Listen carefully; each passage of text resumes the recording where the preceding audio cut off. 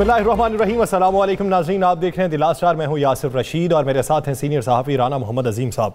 नाज़रीन, हर बदलते दिन के साथ इस पाकिस्तान की सियासी सूरत हाल और सियासी नहज भी तब्दील हो रही है। कभी उतार देखने में आता है और कभी चढ़ाव देखने में आता है। हर रोज़ एक नई खबर आती है जिसकी बुनियाद पे आइंदा की हिकमत अमली भी तरतीब दी जाती है और आइंदा का मंजरनामा भी वज़ा होता है। बलूचिस्तान की सूरत हाल हो, हमारी मुआशी सूरत हाल हो, महंगाई का बढ़ना हो, पेट्रोल का बढ़ना हो या खित्ते की सूरत हाल हो, अब बातें जो चल रही हैं वो 2023 के इलेक्शन की तैयारियां चल रही हैं। तो हर इलेक्शन से पहले गहमा गहमी होती है, नई तंजीमें भी बनती हैं, नए इत्तेहाद भी बनते हैं और नई पार्टीज भी बन जाती हैं। तो अब की बार जो 2023 के इलेक्शन होने वाले हैं, आम इंतखाबात, उससे पहले गहमा गहमी क्या हो रही है जो सियासी मंजरनामे में हलचल पैदा कर देगी। राना साहब की तरफ बढ़ते हैं। राना साहब, इलेक्शन 2023, क्या उससे पहले कोई ऐसा भौंचाल आएगा जिससे 2023 के इलेक्शन के नताइज भी तब्दील हो सकते हैं? बिस्मिल्लाहिर्रहमानिर्रहीम, अस्सलातु वस्सलामु अलैका या सय्यदी या रसूलल्लाह, अस्सलातु वस्सलामु अलैका या सय्यदी या हबीबल्लाह। बिल्कुल ये असर मेरे पास इतला ये है कि 2022 या 23 में जब भी इंतखाबात होंगे, उन इंतखाबात में एक नई सियासी जमात सामने होगी और इस एक नई बड़ी सियासी जमात के अंदर PTI, मुस्लिम लीग नून, पीपल्स पार्टी और इस तरह दीगर सियासी जमातें जो हैं उनके बहुत से लोग उसमें शामिल होंगे। ये जो आप जनूबी पंजाब देख रहे हैं ना, उसके बाद अंदरून सिंध, उसके बाद आप बलूचिस्तान, उसके बाद आप KPK, इन सब से बहुत से लोगों का चुनाव होगा। ज़्यादातर इसके अंदर वो लोग होंगे जो अपनी सियासी जमातों से नाला हैं या जिनसे सियासी जमातें नाला हैं। यानी आप इशारा कर नाराज ग्रुप जो है ना, नाराज ग्रुप। राना साहब, फिर PTI की अक्सरियत देखने में आती, बहुत सी जमातों की आएगी। देखिए, मैं किसी एक जमात का नाम नहीं लेता, बहुत सी जमातें जो हैं उनकी अक्सरियत इस मामले में देखने में आएगी। या सर, काम शुरू हो चुका है। मेरी 3 बड़े अहम लोगों से बात हुई तो मैंने उनसे पूछा कि सुना है कोई नई जमात बन रही है, तो एक के मुंह से निकल गया जना लीग। है कि मैंने तो नाम ही नहीं लिया, ये जना लीग भी बन रही है कोई। तो एक ने कहा जी हो सकता है, एक ने एक और जमात का नाम ले लिया, एक ने किसी और जमात का नाम ले लिया, 3 नाम लिए। तो उससे मुझे सब नज़र आना शुरू हो गया कि जो बात है उसमें कुछ ना कुछ तो है। फिर मैंने कुछ लोगों से बात भी की, इवन के एक ऐसे वज़ीर से बात की जो मौजूदा हुकूमत में मौजूद है सूबे में। मैंने जब उससे बात की तो उसने कहा जी हमारे पास तो आखिरकार रास्ता यही होगा ना कि हमने आइंदा इंतखाबात में पीपल्स पार्टी में हम जा नहीं सकते। ये उन्होंने लफ्ज़ इस्तेमाल किया कि पीपल्स पार्टी में हम जा नहीं सकते, अपनी जमात हमें मानने के लिए तैयार नहीं है, उस पर शक व शुबात हम पे जाहिर करें, तो फिर हमने भी तो इलेक्शन लड़ना है ना। मेरे पास इतला ये है यासर कि एक बड़ा ग्रुप जो है हुकूमत के अंदर से, मुस्लिम लीग नून के अंदर से, पीपल्स पार्टी के अंदर से, MQM के अंदर से, हकीकी हो या दूसरी हो, इनके अंदर से कुछ लोग जो हैं वो बलूचिस्तान से, कुछ लोग जो है KPK से। KPK के अंदर भी आपको पता है 3 जमातों में नाराज़ ग्रुप बड़े बैठे हैं। और मियाँ शहबाज शरीफ ने भी कल जो एक मीटिंग की है मॉडल टाउन में ही बलूचिस्तान के लोगों से, तो उनमें से भी कुछ लोग, अभी नून चले मैं ब्रेक कर देता हूँ, उनमें से कुछ लोग ये अगले 24 घंटों में 48 घंटों में नून लीग के अंदर या थोड़ा और टाइम लगा लें, बलूचिस्तान से कोई अहम शख्सियात नून लीग में शमूलियत करेंगी। लेकिन उनमें से बहुत से लोग जो हैं ऐन इलेक्शन के वक्त में वो भी उस नई जमात में चले जाएंगे। राना साहब, एक सवाल है, मैं आपको यासर एक और बता दूँ, उस सियासी जमात के ये जो आजकल शोर चल रहा है ना कि फलां जो है वो फलानी जमात में उसको उस ग्रुप को तोड़ के जनूबी पंजाब छीन लिया जाएगा, ऐसा नहीं हो रहा। नया बड़ा प्रेशर ग्रुप बन रहा है, मैं आपको ये बिल्कुल बता रहा हूँ, नई बड़ी सियासी जमात बन रही है। तो राना साहब, स्टैंडिंग क्या होगी? एक नई जमात, अगर आने वाले इंतखाबात में पुराने लोग भी, पुराने चेहरे भी उसमें शामिल होंगे, तो क्या वो भारी अक्सरियत हासिल कर सकेंगे कि किसी एक सूबे में जमात वो अपनी हुक्मरानी बना सकें?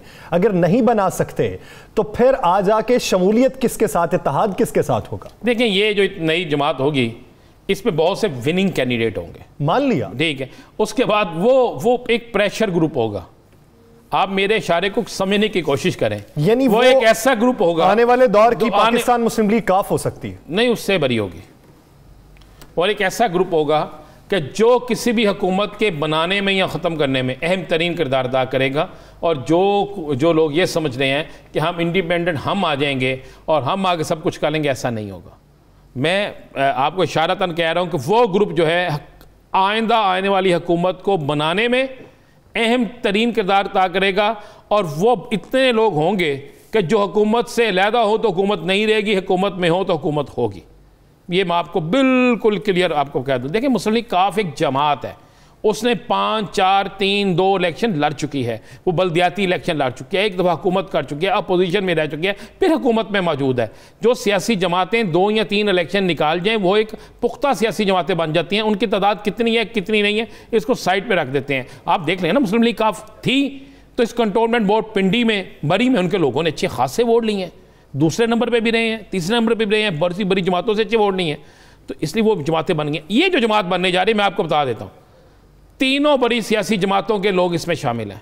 या सर, और मैं आपको यह भी बता दूं, इलेक्टेड लोग शामिल हैं, मौजूदा एमएनए उसमें शामिल होंगे, पिंडी से 2-3 बड़ी शख्सियात उसमें शामिल हो जाएंगी। पिंडी जो है ना, पिंडी डिवीजन जिसे पोटोहार कहते हैं, इससे बड़ी 2-3 शख्सियात उसमें शामिल हो जाएंगी।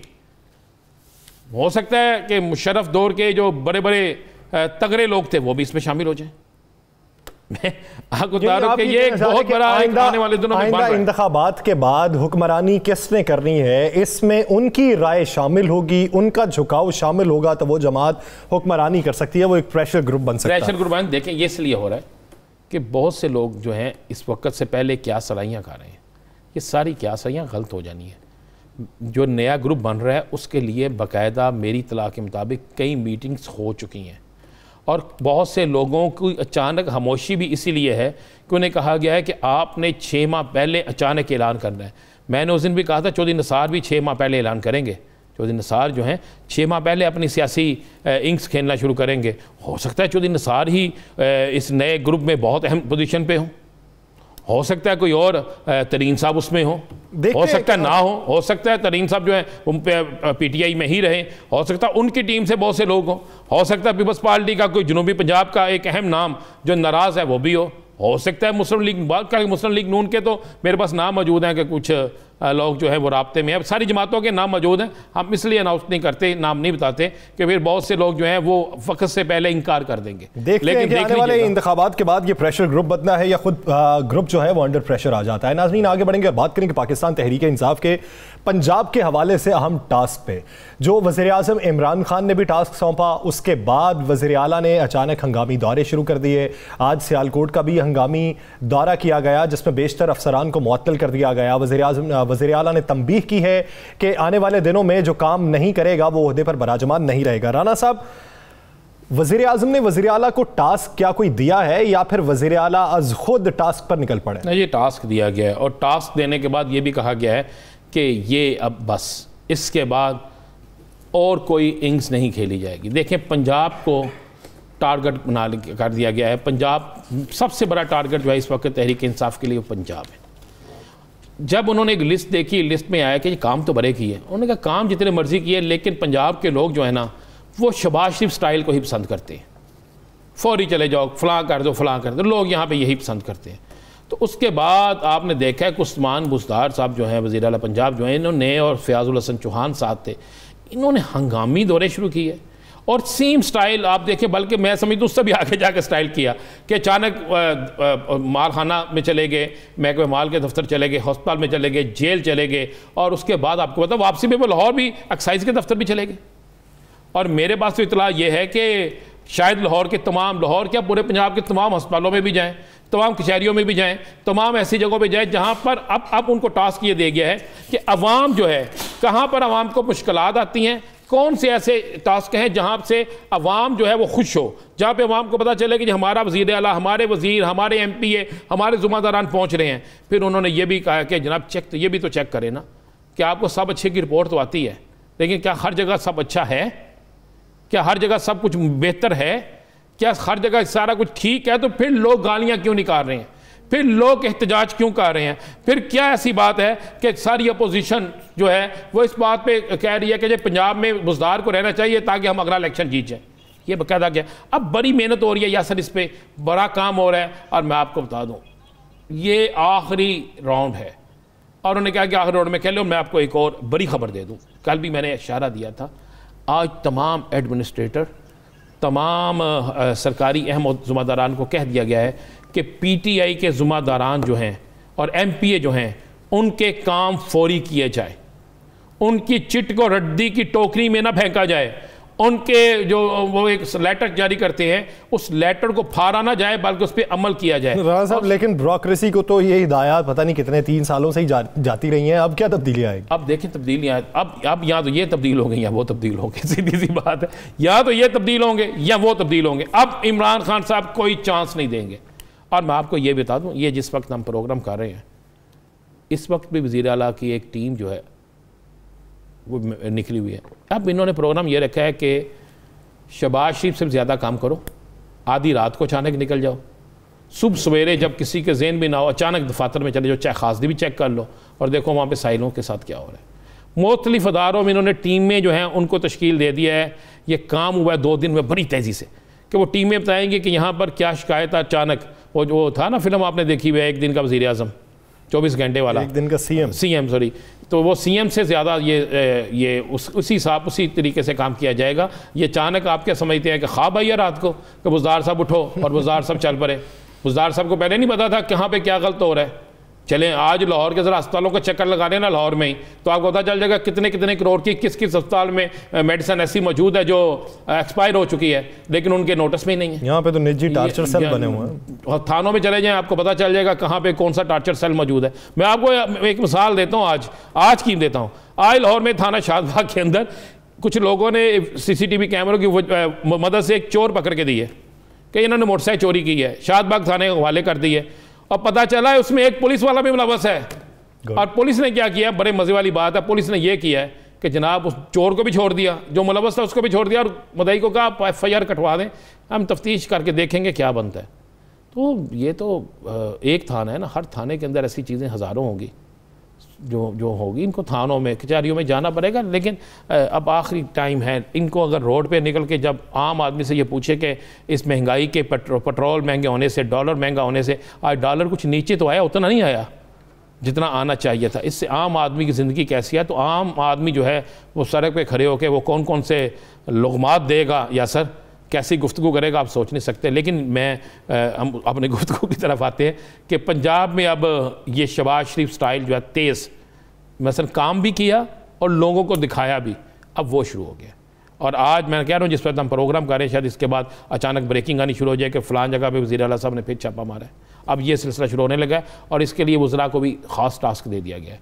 मियां असलम इकबाल को बड़ा ख़ास टास्क मिला है, वो अपने हल्के में तो बहुत एक्टिव हैं और उनका मतलब तो आपको पता है कि वो किसी जगह से भी लड़ ले इलेक्शन, वो अपने फिट होते हैं। वो मियां महमूद रशीद, इससे वो वज़रा कि जिन वज़रा को अवाम में जिनकी ज़्यादा है वो है वज़राई है, सेक्रेटरी एक्साइज़ हैं, इन सब को खास वज़ीर एक्साइज़, इनको टास्क दिया गया है और ये शुरू हो गया काम। अब मुकाबला है बड़ा सख्त। आपको पता है कि ये मुकाबला क्यों हो रहा है यासर?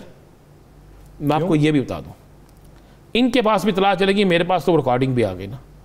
आपको पता मियाँ नवाज शरीफ रोज़ाना जो मीटिंग हो रही है, 60 डिवीज़न की मीटिंग्स हो रही हैं पंजाब के, और मियाँ नवाज शरीफ रोज़ाना उन मीटिंग में शुरू से लेकर आखिर तक होते हैं।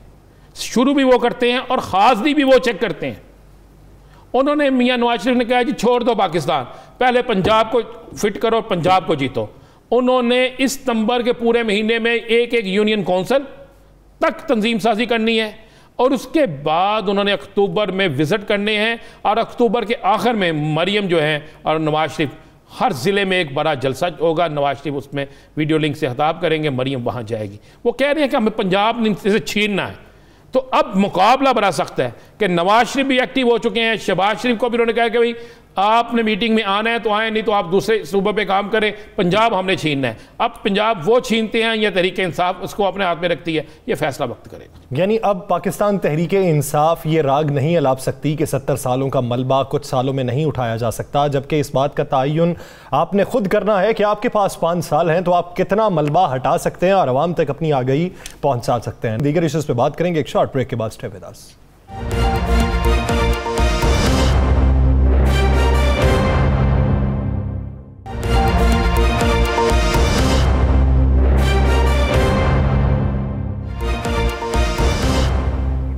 Welcome back. नाज़रीन, अब हम बिलखुसूस बात करेंगे मुल्की सूरत हाल की कि जिसमें महंगाई का तूफान है। महंगाई के तूफान के बरक्स हुकूमती दावे ये हैं कि अफराते ज़र में भी इजाफा हो रहा है, हमारे ज़र मुबादला में भी इजाफा हो रहा है, उसके साथ साथ हमारे रिजर्व में जो इजाफा हुआ उसके मईशत पर गहरे असरात पड़ेंगे और मुस्बत असरात पड़ेंगे। आने वाले दिनों में हालात मजीद भी बेहतर होंगे। तो ये बेहतर किस तरीके से होंगे, हुकूमती दावे क्या हैं, अपोजिशन इस पर क्या राय रखती है और उन्हें आइंदा का मंजरनामा क्या दिखाई देता है, इसी बारे में बात करने के लिए ज्वाइन किया है पाकिस्तान मुस्लिम लीग नून के रहनुमा सेनेटर अफनानुल्लाह खान साहब ने। बहुत शुक्रिया अफनानुल्लाह खान साहब इस हवाले से अपना वक्त देने के लिए। और रहनुमा तहरीक इंसाफ कंवल शोजब साहिबा हमारे साथ मौजूद हैं। कंवल साहिबा, मैं आपका शुक्रगुजार हूं कि आपने वक्त दिया। कंवल साहिबा, आपकी तरफ सबसे पहले आऊंगा। इस वक्त हुकूमत अक्सर मईशत में खुशखबरी की दावेदार है, लेकिन उसके बावजूद पेट्रोल का महंगा हो जाना, डॉलर महंगा होना, महंगाई की शरह में इजाफा, तो ये महंगाई कम कब होगी, पेट्रोल की कीमतें कम कब होंगी, डॉलर की उड़ान कब रोकथाम के लिए बढ़ेगी? जी बिस्मिल्लाहिर्रहमानिर्रहीम। Thank you very much Yasir, thank you very much Rana साहब। देखिए, पेट्रोल तो हम करते हैं इंपोर्ट, या जितना भी ऑयल है जिस पे हमारी 60% इकॉनमी बेस कर रही है, और ख़ास तौर पे हम ब्रेंट लेते हैं, तो वो सारा हम लेते हैं आलमी मंडी से, जो इस वक्त $75 फी बैरल के उस पे रेट पे चला गया, और 46-80% जो है वो इस वक्त कीमतों में इजाफा हुआ। अगर पूरे साल की कीमतें देखी जाएं तो मैं उस हिसाब से बात कर रही हूँ कि पिछले साल 16 सितंबर 2020 को $42 फी बैरल का रेट था, और आज $75 फी बैरल का रेट चल रहा है इस वक्त ब्रेंट का। इसके अलावा जो एडिबल ऑयल है, जो बेस बुनियाद होती है, यानी कि सोयाबीन ऑयल या पाम ऑयल, जिस पे हमारा जो वेजिटेबल ऑयल या घी का जो बेसिक इंग्रेडिएंट है, वो आलमी मंडी में $500 मेट्रिक टन के हिसाब से मिल रहा था। अब उसकी कीमत $1200 मेट्रिक टन बनी है। और इस वक्त अगर आप वर्ल्ड फूड ऑर्गेनाइजेशन या FAO जो फूड एंड एग्रीकल्चर को देखते हैं, या ब्लूमबर्ग या बाकी जितनी भी रिपोर्ट्स उठा के देख लें, पूरी दुनिया इस वक्त जो है वो कमोडिटी प्राइसेस और ख़ास तौर पे फूड इन्फ्लेशन का शिकार हो रही है, जिसकी सबसे बड़ी बुनियादी वजह पेंडेमिक है, कोरोना 19 है, जिसकी वजह से कोविड-19 है, और वो डिसरप्शंस हैं डिमांड सप्लाई की वजह से, क्योंकि डिमांड ज़्यादा है, सप्लाई कम है।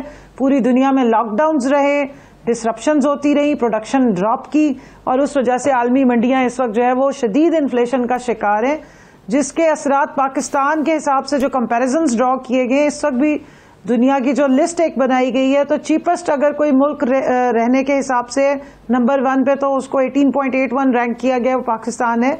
इसका ये मतलब नहीं कि इन्फ्लेशन नहीं है या यहाँ पर लोग गरीब नहीं है, लेकिन अगर इस वक्त दुनिया से आप कंपेयर करें, जो दुनिया की मईशत नीचे जा रही है, और जाहिर है कि जो आलमी मंडी में चीज़ें अवेलेबल हैं और हमने उनको डॉलर के अगेंस्ट खरीदना है, अगर वो महंगी होती हैं तो पर यूनिट उसकी कॉस्ट में इजाफा आता है, और इस वजह से डॉलर की कीमत बढ़ती है, क्योंकि हम डॉलर में अर्न जितना कर रहे हैं उससे ज़्यादा हमें स्पेंडिंग करनी पड़ी है पर यूनिट कॉस्ट बढ़ने की वजह से, जो कि ऑयल प्राइसेस हैं, या क्रूड ऑयल प्राइसेस हैं, या एडिबल ऑयल प्राइसेस हैं। और इसके अलावा जो आपने डॉलर की उड़ान की बात की, तो इस वक्त कि बिल्कुल ठीक है, पेट्रोल इंटरनेशनल मार्केट के मुताबिक हो गया, बाकी मामला तो हो गए।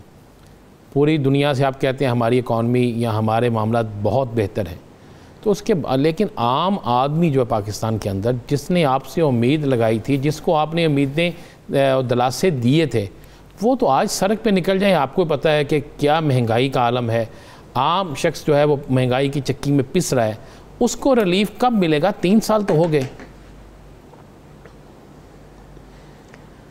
राना साहब, बड़ा अच्छा सवाल किया आपने। 17% के करीब जो है वो फूड इन्फ्लेशन थी आज से 3 महीने पहले, और अब पाकिस्तान ब्यूरो ऑफ स्टेटिस्टिक्स की अगर आप नए जो आए हैं सर्वेज वो उठा के देख लें, वो हर हफ्ते के रेट्स देते हैं, इस वक्त 10% पे आई है, जो कि एक अच्छे इंडिकेटर है कि फूड इन्फ्लेशन पाकिस्तान में, जिस तरह पूरी दुनिया में कमोडिटी प्राइसेस, जिसमें आपकी दालें और पल्सेस और दूसरे खाने की अशियाँ, ख़ासतौर पे ऑयल है, जिस स्पीड से ऊपर जा रहे हैं उस हिसाब से पाकिस्तान में नहीं जा रहे। और उसकी रीज़न ये है कि आपकी रूरल इकॉनमी ने पैसा बनाया है, किसान जो है वो खुशहाल हुआ है।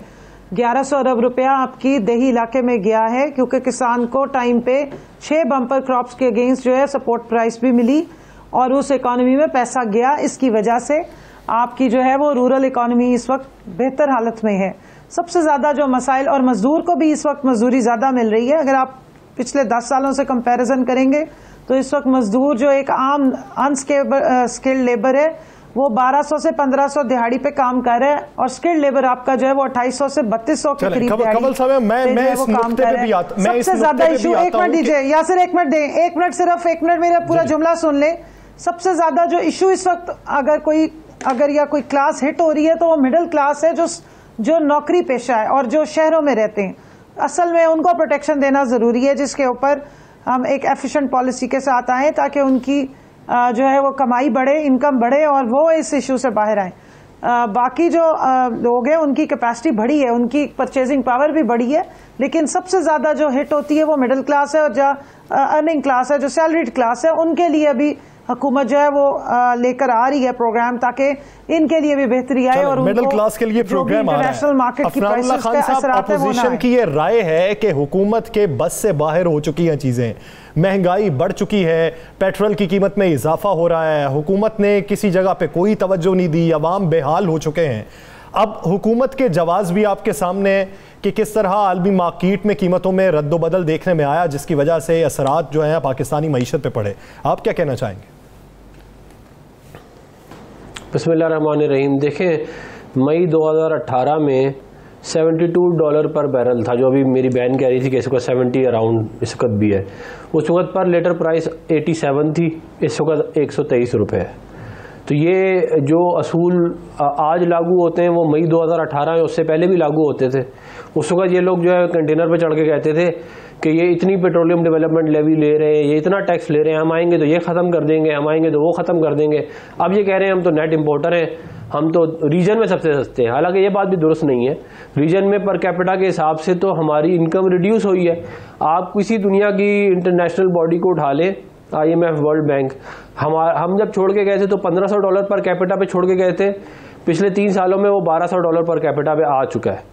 तो ये हम जो कह रहे हैं ना कि जो बाइंग पावर बढ़ी है, ये बिल्कुल 100% झूठ है, सफ़ेद झूठ है। बल्कि आप पावर्टी लाइन की स्टैटिस्टिक्स उठा लें, 23.2% पे हम छोड़ के गए थे, 39% इस वक्त पावर्टी लाइन से नीचे है। तो मेरी बहन जो कह रही है कि मिडिल क्लास हिट हो रही है, मिडिल क्लास तो हिट हो ही रही है। आपकी जो लोअर मिडिल और जो लोअर क्लास है वो तो आपने उनका तो सर्वाइवल ही खत्म कर दिया है अपनी ये जो इनएफिशिएंट फाइनेंशियल पॉलिसीज की वजह से। फिर PDL के अपना पेट्रोलियम डेवलपमेंट लेवी के अंडर 600 अरब रुपए इकट्ठे करेंगे, ये जो रिकॉर्ड है आज तक कभी इतने नहीं किए। वो किस लिए किया है इन्होंने? वो इसलिए किया है क्योंकि इन्होंने अवाम पे टैक्स बढ़ा दिए। तो ये सारा स्पिन कर देना कि जी सब कुछ बड़ा अच्छा है, लोग भूखे मर रहे हैं, लोगों के पास खाने के लिए नहीं है, अनएम्प्लॉयमेंट जो है वो तारीखी है, महंगाई तारीखी है, रुपी जो है वो डॉलर के अगेंस्ट तारीखी गया हुआ है, पेट्रोलियम हिस्टोरिकली सबसे महंगा हो गया है, इकोनॉमी श्रिंक कर रही है, और ये लोग जो है कह रहे हैं कि जी मुल्क बड़ा तरक्की कर रहा है। और डॉक्टर साहब आपने कहा कि महंगाई बेइंतहा हो गई है, लोग पिस रहे हैं, लोग रो रहे हैं, भूख से मार रहे हैं। आप पाकिस्तान की सबसे बड़ी अपोजिशन जमात हैं, तो आपको फिर EVM से बाहर निकल के, आपको फिर दीगर मामला से बाहर निकल के तो महंगाई पे आना चाहिए, महंगाई के इशू पे सियासत करनी चाहिए, महंगाई के इशू पे जो है वो शोर डालना चाहिए ताकि गवर्नमेंट प्रेशर में आए, कोई महंगाई कम हो। लेकिन अपोजिशन सारी जो है वो तो किसी और मामले में लगी हुई है। तो क्या वो अपोजिशन खुद चाहती है कि अवाम जो है महंगाई के चक्की में पिसती रहे? नहीं, हम तो बिल्कुल भी नहीं चाहते कि आवाम जो है वो महंगाई की चक्की में पिसे।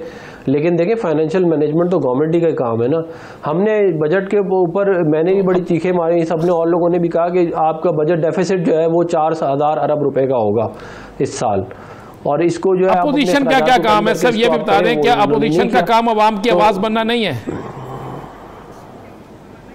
नहीं, अवाम की आवाज़ ही बन सकते हैं। देखें, हम पॉलिसी देखें, हम सिर्फ जो एडवाइजरी रोल होता है अपोजिशन का, एग्जीक्यूटिव पावर तो हमारे पास कुछ नहीं होती ना।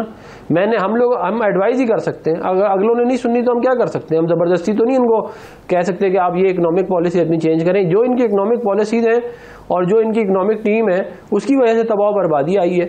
बहुत सारे लोगों को तो समझ ही नहीं है। अब आप देखें, अफरात ज़र ये कह रहे हैं कि जी जो है वो इनकम बढ़ गई है। इनकम कैसे बढ़ गई है?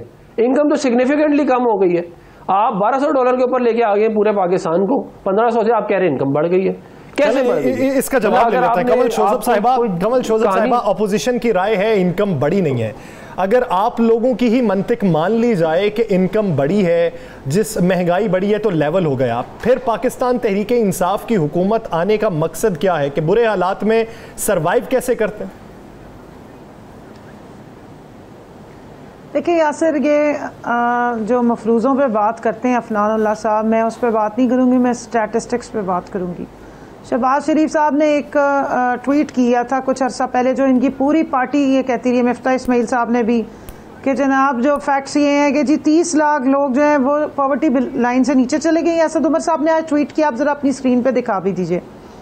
और पॉवर्टी बढ़ गई है और जो है वो लोग जो है वो बेरोज़गारी का शिकार हुए हैं।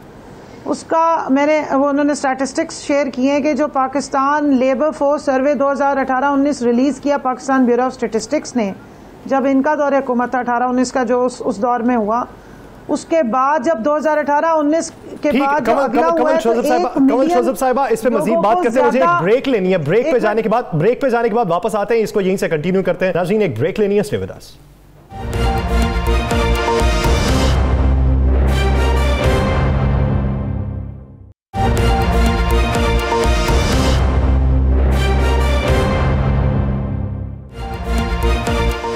Welcome back. नाज़रीन, पैनल हमारे साथ ही मौजूद है। बढ़ते हैं कमल शोजब साहिबा की जानिब। कमल शोजब साहिबा, बात का आगाज़ वहीं से कीजिएगा।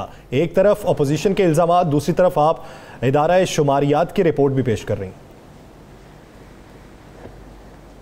जी, इन्होंने इल्ज़ाम लगाया था शहबाज शरीफ साहब ने कि 2019 में 1 मिलियन लोग जो हैं वो जॉब लेस हुए हैं और बेरोज़गारी का शिकार हुए हैं, जबकि इदारा शुमारियात के मुताबिक इनकी आखिरी हुकूमत के बाद 2018-19 का जो लेबर सर्वे है, जो स्टैटिस्टिक्स के ऊपर बेस करता है, वो ये बताता है कि 23 लाख जॉब्स जो हैं वो 2019 में ऐड हुई हैं। तो ये, और वो स्टैटिस्टिक्स शेयर किया असद उमर साहब ने ट्वीट किया हुआ है, वो आप निकाल के दिखा दें। तो बगैर अभी तक एक लेबर सर्वे हुआ है, मेरी 1 मिनट अर्ज सुन लीजिए, एक लेबर सर्वे हुआ जो ये बता रहे हैं कि जॉब्स ऐड हुई हैं। पेट्रोल प्राइस क्या थी? लोगों को मजदूर नहीं मिल रहे, लोगों को मजदूर नहीं मिल रहे। टेक्सटाइल सेक्टर में मजदूरों की, स्किल्ड लेबर की शॉर्टेज हो गई है और वो अपनी मुंह मांगे दामों पे जो है वो ले रहे हैं। और दूसरा जो आपने मुझे बाहर से लोग आ रहे हैं काम करने के लिए, आपको बता दूं कि जी 1 सेकंड जरा मुझे इजाजत दीजिए ना, बाहर भाग नहीं रहे, अल्लाह का शुक्र है, इधर वापस आके काम करें। इस वक्त जो डॉलर की कीमत बढ़ी है, उसकी रीजन एक तो ये कि क्योंकि इंटरनेशनल मार्केट में, देखिए मैं इस तरह नहीं बात कर सकती। अफनान साहब, आप हौसला किया करें ना, अपनी बारी पे बोल चुके हैं। आपकी तरफ आता हूं। जी, अब आप सेनेटर बन गए, निकल आए थोड़ा सा अपनी पुरानी उससे बाहर ना, थोड़ा डेकोरम सीख लीजिए। बाहर से जो मैं अभी आपको बताने लगी थी कि डॉलर की कीमत में एक तो जब आप मुझे अगर पॉइंट मारेंगे तो मैं जवाब तो दूंगा, आगे का फर्क पड़ा। मैं अफनान साहब आपकी कैसे बनी अपना बताएं। आपको वैसे ही आदत है। नहीं, ये क्यों मुझे कह रही हैं आप एमएनए कैसे बनी अपना बताएं। इस बात पे एहतजाज कर रही हूँ। आप अपना घटियापन अपने पास रखें, मुझे पता है आप जिनके बेटे आपने यही करना है। आप अपना डेकोरम अपने पास बुलाते हैं ना, तो इनके चलिए मैं समझता हूँ कि आप दोनों बड़े संजीदा सियासतदान हैं, जरा एक दूसरे को बर्दाश्त करें। ये बहुत ही घटिया बात है जो ये अपनी बातें करते हैं। आपने घटिया हरकत की है, आप घटिया हरकत कर रहे हैं। अफनान साहब आपकी तरफ आते हैं, शोजब साहब की बात सुन ले, फिर मैं आपकी तरफ आ रहा हूँ ताकि आपको भी मौका मिलेगा। नहीं, इनसे क्या मेरे पे पॉइंट ना मारे, आइंदा अपनी बात करें, मेरे पॉइंट ना मारे। चले मैं कमल साहिब आप अपनी टाइम से बात किया करें ना। ठीक है, आप स्टेट बयान कीजिए। आप डेकोरम ना सिखाएं, आप अपनी बातें करें। आपका मुझे पता है अच्छी तरह डेकोरम कितना है। तमीज़ सिखानी जरूरी है क्योंकि आपको आती नहीं है। आप दोनों से दरख्वास्त है कि आप अपनी बारी पे बात करें। आदमी को आप बुलाते हैं, ये शरीफ खानदान के आपको क्लर्क भी नहीं रखा जा सकता। आपकी जबान इतनी खराब है, आपको क्लर्क भी नहीं रख सकते। आप दूसरों को डेकोरम सिखा रही हैं। आपको शर्म आनी चाहिए, दूसरों को भाषण दे रहे हैं, कहते डेकोरम सिखा रहे हैं। डॉक्टर साहब मैं आपकी तरफ आता हूँ, मैं आपकी तरफ आता हूँ, बात पूरी तसल्ली सुनो। आप अपनी जबान बंद रखे ना, आपका पता है मुझे आपकी जबान का, आप फजूल है। जुबान आप नहीं बंद करा सकते। आपकी सियासत है, आप मेहरबानी करें, आप बताएं। क्या कुर्बानियां दी आपने इस मुल्क के लिए? दूसरों को बोले जा रहे हैं सारा फार्मास्यूटिकल फ्रॉड किसने किया है? चोर आदमी। हाँ, आमिर कियानी को बुला लिया करें आप, क्या कहते हैं, वो आपको बताएगा सियासत कैसे करनी है। दूसरों को बातें दे रहे हैं। ये एक दूसरे पे जाती इल्जामात लगाने के लिए नहीं बुलाया गया। सब बात को आगे बढ़ाऊं या फिर मैं ब्रेक पे चला जाऊं? अगर आप इतना करेंगे तो आप दोनों बड़े सीनियर रहनुमा हैं, आप क्या कर रहे हैं? आप दोनों बड़े सीनियर रहनुमा हैं, क्या कर रहे हैं? बदतमीज औरत है, आगे हर जगह बदतमीजियां करती हैं, हर जगह बदतमीजी चल रही होती है, हर जगह बदतमीजी। आप दोनों क्यों लड़ रहे हैं? ये सारे इल्जामात को खत्म कर दें डॉक्टर साहब। ऑडियो डाउन करनी पड़ेगी मुझे। मैं क्या करने शरीफों के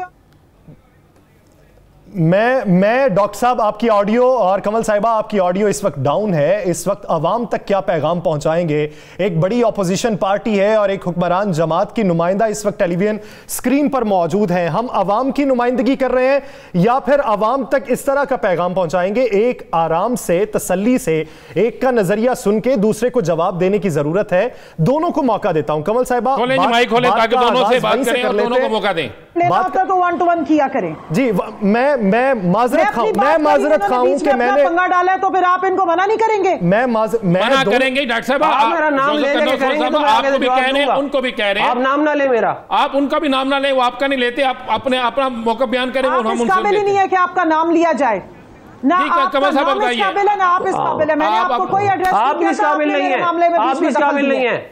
डॉक्टर साहब क्या, डॉक्टर साहब मुझे राय दे दें कि मैं क्या करूं? ब्रेक पे चला जाऊं या गुफ्तगू को आगे बढ़ाऊं? फार्मास्यूटिकल का फ्रॉड किसने किया? जी अफनान साहब, अफनान साहब फार्मास्यूटिकल है, कहते हैं फ्रॉड करके हमें बता रहे हैं क्या करने क्या नहीं करना। कमल साहब आप कंटिन्यू, आप अपनी बात करें जो आप कर रही थी, आप अपनी बात करें। जी कमल साहब, मैंने आपको सिर्फ इतना बताया कि डॉलर की कीमत बढ़ने की वजह क्या है। इस वक्त मशीनरी इंपोर्ट हो रही है, हमने जितनी इंडस्ट्री है उसको इंसेंटिवाइज किया है। 2400 रॉ मटेरियल के ऊपर से सेल्स टैक्स खत्म किया गया, इंपोर्ट टैक्स खत्म किया गया है, ताकि आपकी टेक्सटाइल बढ़े, आपकी इंडस्ट्रियलाइजेशन हो, एक्सपोर्ट्स बढ़े। और ये वाहिद रास्ता है जिससे आप मुल्क में पैसा अर्न कर सकते हैं एक्सपोर्ट्स के जरिए। एक्सपोर्ट्स बढ़ेंगी तो आपकी आमदन बढ़ेगी। इन लोगों ने डी इंडस्ट्रियलाइजेशन की, टेक्सटाइल सेक्टर 2016 में बंद हुआ। सिर्फ शरीफ खानदान और जरदारी खानदान की 9000% जो है इनके कारोबार बढ़े, बाकी पाकिस्तान की टेक्सटाइल इंडस्ट्री को ताले लग गए। यहाँ पर तकड़ियों में तोल के जो है लोगों ने जाके लूम्स बेची। और आपके चैनल ने सबसे पहले बताया, कमल जो शोजब साहिबा ने जो बात की है, इस हवाले से चैनल ने रिपोर्ट किया कि टेक्सटाइल सेक्टर किस तरीके से रिवाइव हुआ है और 24/7 ओवरवर्क इस वक्त कर रहे हैं, क्योंकि हम बाहर के अपने जो है वो पूरे नहीं कर पा रहे थे ऑर्डर्स। लेकिन अभी भी हमें टेक्सटाइल क्या सारी इंडस्ट्री को सपोर्ट करके उसको बढ़ाने की जरूरत है। ये आपकी बात आगे जो है वो इस पे जवाब लेते हैं डॉक्टर फनानुल्लाह खान साहब का। वक्ती डॉलर पे प्रेशर है, डॉलर वापस आ जाएगा। जी डॉक्टर साहब, आप क्या समझते हैं, डॉलर वापस आ जाएगा, महंगाई कंट्रोल हो जाएगी?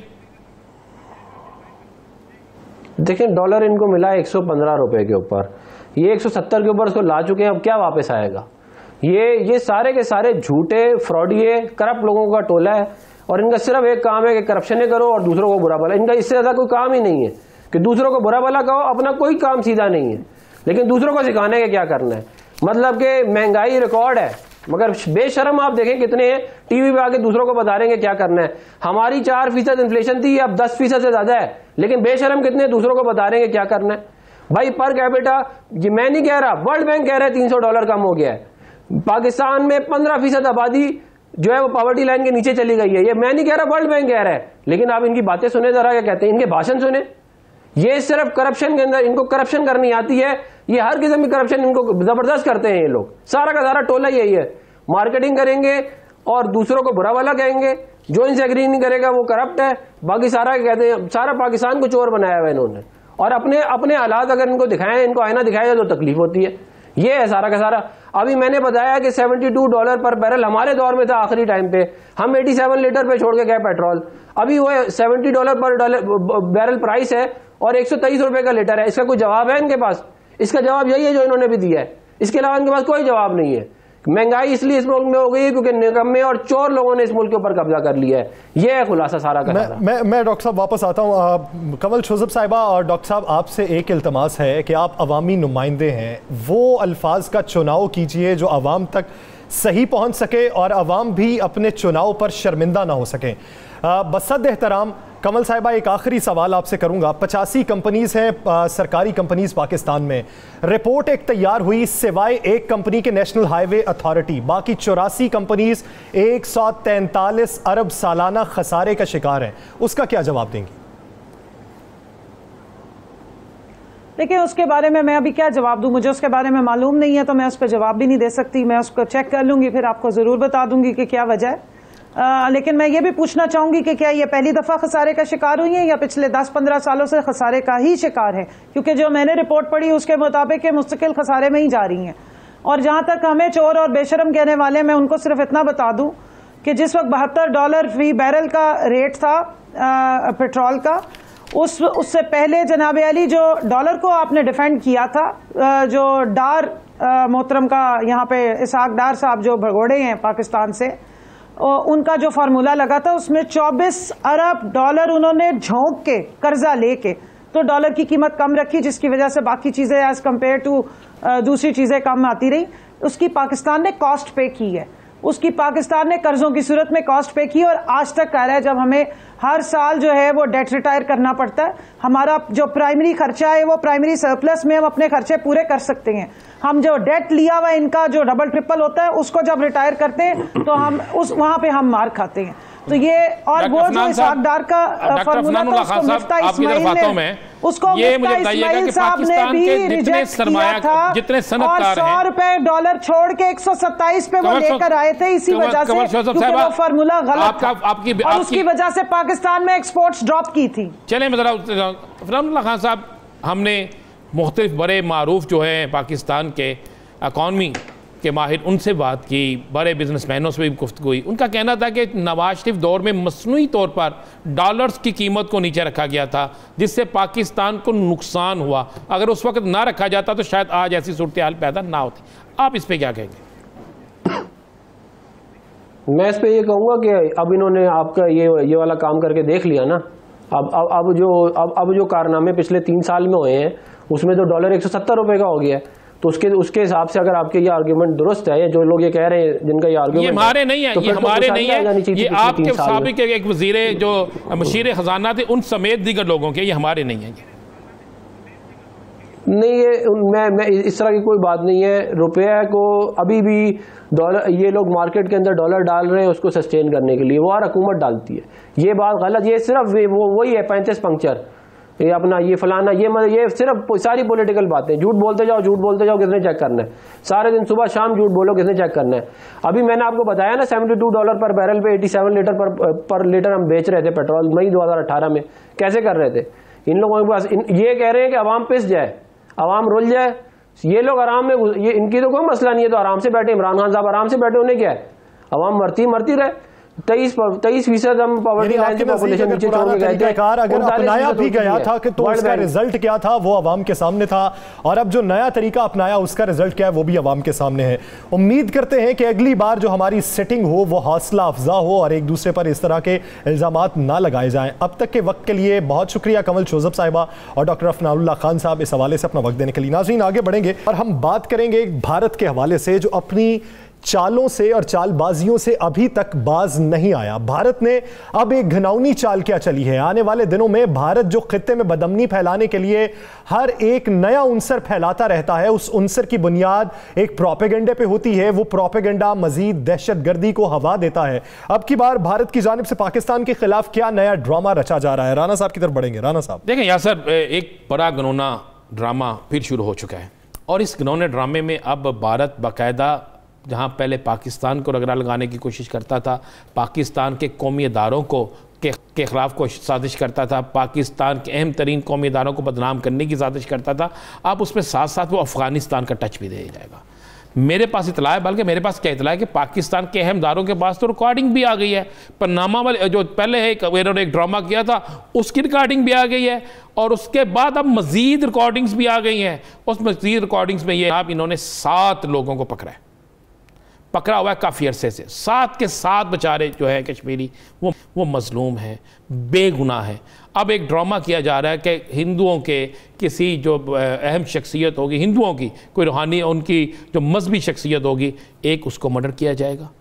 एक हिंदुओं की ही किसी बस पे कुछ जो अपनी यात्रा के लिए जा रहे होंगे उस पर हमला करवाया जाएगा, और उस हमले के बाद फौरी तौर पर उन 7 मजलूमों में से एक मजलूम को बाइंड आकर मार दिया जाएगा, शहीद कर दिया जाएगा, और फिर यह ड्रामा रचाया जाएगा कि जनाब पाकिस्तान की तरफ से कुछ दहशत गर्दों को यहाँ भेजा गया था, जिनमें से कुछ लोग पाकिस्तान के किसी अहम अदारे का नाम ले लिया जाएगा कि उससे तल्लक रखते हैं, कुछ जो है उन्होंने ट्रेनिंग ली और कुछ ने ट्रेनिंग जो है अफगानिस्तान से ली थी, और अफगानिस्तान में स्पेशल ट्रेनिंग जो है वो कश्मीर, मकबूजा कश्मीर और भारत में आके और वहाँ पर ये सारा कुछ करने के लिए, दहशतगर्दी करने के लिए थे। आप अफगानिस्तान के अंदर ट्रेनिंग कैंप आपके थे। 3 दिन पहले अफगानिस्तान के अंदर जो असले से बड़ी गाड़ी पकड़ी गई है, वो गाड़ी पाकिस्तान आ रही थी, उसमें जो लोग पकड़े गए हैं, शर्म करें, उसमें उन लोगों ने इंकशाफ किया बाकायदा कि हमें भारत की राह की तरफ से हमें हदायत मिली थी, NDS की तरफ से हमें पैसे मिले थे। तो अब उस वक्त को मिटाने के लिए पे निशान भी आपके, सोने की ईंटों पे निशान भी आपके, असला वहाँ से मिलने वाला 2 डिब्बों से वो भी आपका। तो ये एक ड्रामा किया जा रहा है। इस ड्रामे की पूरी रिहर्सल हो चुकी है, तमाम तैयारियां हो चुकी हैं। मीडिया के जो उनके चंद मीडिया के ऐसे लोग हैं जिनको हमेशा वो यूज़ करते हैं, जो वो ड्रामाई अंदाज से नहीं आते, वो ऐसे से चलते इधर से भागते इधर से भागते आते हैं, ये हो गया ये हो गया, उनको तैयार कर लिया गया है, उनको तस्वीरें भेज दी गई हैं, जाली वीडियोस तैयार कर ली गई हैं, फिल्मों से निकाला हुआ वो जो सीन है वो तैयार कर लिए गए हैं, और ये पाकिस्तान के ऊपर एक नया इल्ज़ाम लगाने की तैयारी हो रही है। अब वो जो 7 लोग पकड़े हुए हैं, उन 7 में से एक को शहीद कर दिया जाएगा, 6 को दहशतगर्द बना दिया जाएगा, और मज़े वाली बात है उन 7 के अलावा ये कहेंगे 3 और लोग पकड़े हैं। जो 3 और लोग पकड़े हैं वो लोग नहीं हैं, वो इनके अपने लोग हैं जिनसे ये वीडियो बयान ले रहे हैं। वो वीडियो बयान जारी किया जाएगा कि हम पाकिस्तान से हैं, हमें वहाँ पे ये ट्रेनिंग दी गई, और जब उन 3 के 3 लोगों के जाली शनाख्ती कार्ड, उन तीनों के जाली डॉक्यूमेंट्स सब कुछ तैयार किया गया है, उन तीनों का तल्लक भारत से है, भारतीय वो हैं, उसके बाद अचानक उन्हें गायब कर दिया जाएगा। फिर एक दिन शोर मचेगा कि वो पुलिस मुकाबले में मारे गए हैं, लेकिन वो मारे नहीं जाएंगे, वो इनके अपने लोग हैं, और एक ड्रामा रचाया गया है, ड्रामे की तैयारी की गई है ताकि इंटरनेशनल सतह पे कुछ ना कुछ ये पेजाराई अपनी हासिल कर सकें। जो शाह महमूद कुरैशी ने इनके हवाले से बड़ी चीज़ें बेनकाब की हैं ना, ये उनके जवाब में ये ड्रामा कर जा सकता। ये ड्रामा एक अक़वाम मुत्तहिदा में पेश किया गया, जिसमें खित्ते के अंदर बदअमनी फैलाने के हवाले से पाकिस्तान की तरफ से शवाहिद पेश किए गए, और पाकिस्तान में तखरीब काराना कार्रवाइयों के हवाले से जो भारत मुलव्वस था उसके शवाहिद पेश करने के जवाब में अब ये ड्रामा रचाया गया। नाज़रीन, दीगर इश्यूज़ पे बात करेंगे एक शॉर्ट ब्रेक के बाद। Stay with us.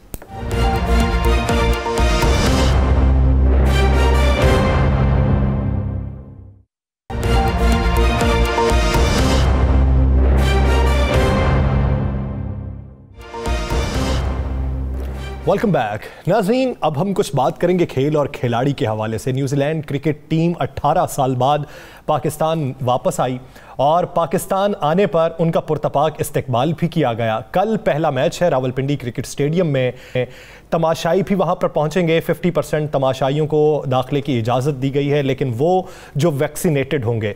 कितनी खुशाइंद बात यह है, और इंटरनेशनल क्रिकेट की बहाली पर हमारे पर मज़ीद दरवाजे कौन से खुलेंगे, और आने वाले दिनों में जब वर्ल्ड कप होने जा रहा है तो उसके लिए बेहतरी के इम्कानात क्या रोशन होंगे। इसी बारे में बात करने के लिए हमें ज्वाइन किया है साहब सेलेक्टर मोहम्मद इलियास साहब ने। मोहम्मद इलियास साहब, बहुत शुक्रिया आपके वक्त का। मोहम्मद इलियास साहब, न्यूजीलैंड क्रिकेट टीम के दौराए पाकिस्तान को आप कितनी अहमियत देते हैं, उसके बाद फिर आगे बढ़ के बात करेंगे कि ये दौरा आने वाले दिनों में हमारे पे दरवाजे कौन से खुल सकता है। देखिए, सबसे पहले तो I welcome the kiwi team है after 18 years. It's wonderful to see this New Zealand team here. Again, I think we should all be thankful to New Zealand board कि उन्होंने ये टीम पाकिस्तान भेजी है। तो आई एम सो प्लीज कि पाकिस्तान में New Zealand team आ रही है। वो हिंदी में मैचेस खेलेंगे, लाहौर में भी मैच खेलेंगे। It will be wonderful atmosphere, जहाँ तक मेरा साथी व्यू है। लिया साहब, बहुत से इंटरनेशनल, बल्कि एक खासकर एक ऐसा मुल्क भारत जिसने हर मुमकिन कोशिश की कि पाकिस्तान में इंटरनेशनल क्रिकेट की बहाली ना हो सके। पिछले दिनों आपको पता है कश्मीर जो प्रीमियर लीग थी उसमें भी आने वाले खिलाड़ियों के हवाले से उन्होंने कितनी सख्ती की कोशिश की। तो अब भी अब भी इसमें कोई ना कोई रुकावट तो होगी, लेकिन न्यूजीलैंड के बाद कौन सी आप देखते हैं कि कौन कौन सी टीमें पाकिस्तान का रुख करेंगी? मैं आपको ये बता दूं कि गारंटी एक सबसे जो बड़ा पैरियल टूट है हमारा, यहाँ से न्यूजीलैंड आ गई है। मैं अब भी कहता हूँ, मेरा दिल कहता है इंशाल्लाह अल्लाह ने चाहा तो आप देखेंगे कि इंग्लैंड भी नेक्स्ट फ्यूचर में आएगी यहाँ पे, और ऑस्ट्रेलिया भी आएगी पाकिस्तान में।